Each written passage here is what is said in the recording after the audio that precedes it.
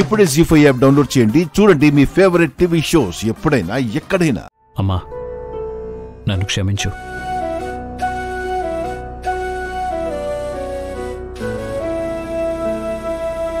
క్షమిస్తాన్రా. అమ్మని కదా. నేను క్షమించాలి అంటే మీరు చేసింది తప్పనొప్పుకోవాలి. అలా ఒప్పుకునే ధైర్యం ఉందా? ఒకసారేంటమ్మా, 100 సార్లైనా నాదే తప్పని ఒప్పుకోవడానికి సిద్ధంగా ఉన్నాను. తప్పైపోయిందని ఒప్పుకుంటున్నాడు కదా. వాడు తప్పైపోయింది అండం లేదండి. తన తప్పు లేకపోయినా తప్పు తన మీదే వేసుకుంటానంటున్నాడు. అంటే ఆ పాలల్లో విషం కలిపింది నేనే అని చెప్పకనే చెప్తున్నాడు.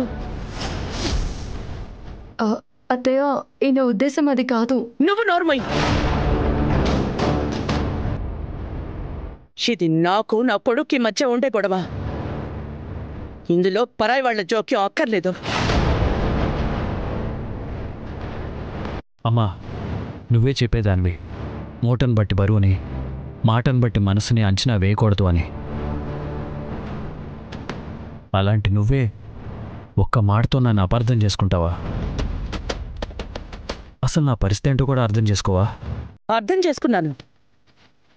ఈ ఎంత అమ్మైనా తన జీవితంలో ఒక ఆడది వచ్చేంతవరకే అని అర్థం చేసుకున్నాన్రా. కానీ ఇదే తీరుని నీ మొదటి భార్య పల్లవి విషయంలో, రెండో భార్య రాధిక విషయంలో చూపించుంటే సర్దుకుపోయేదాన్నిరా. నా తప్పేదైనా ఉంటే సరిదిద్దుకునేదాన్ని. కానీ ఒక అనామకురాలి కోసం, నీ భార్యలా నటించడానికి వచ్చిన ఒక బజార్ దానికోసం నన్ను అవమానించావు చూడు. అదే అదే సహించలేకపోతున్నాను.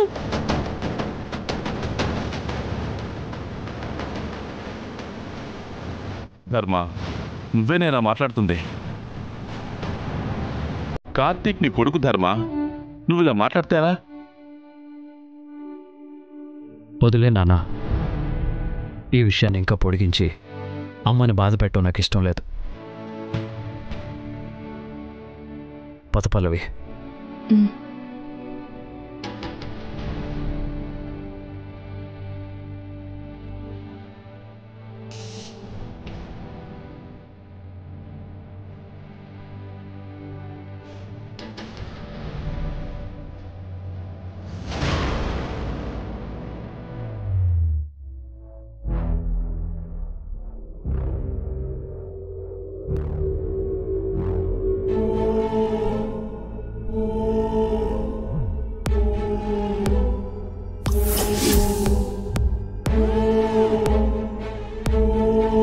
ఏంటో దినా, ఏదో దీర్ఘంగా ఆలోచిస్తున్నావు?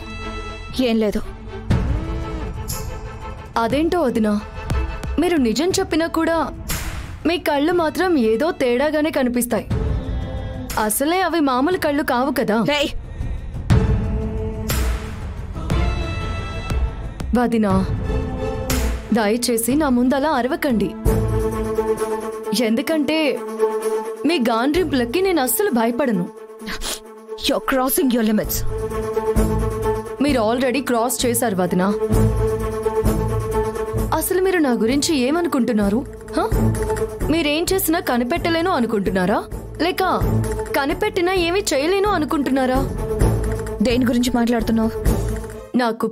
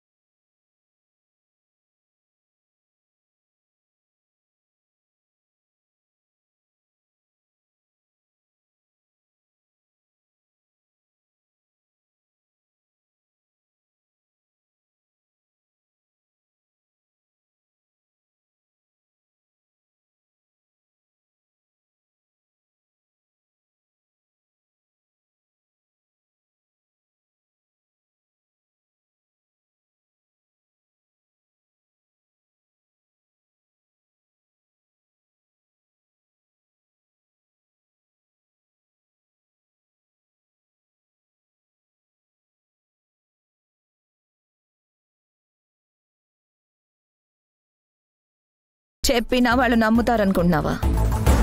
వాళ్ళు నమ్మరని మీరు అనుకుంటున్నారా? ఖచ్చితంగా.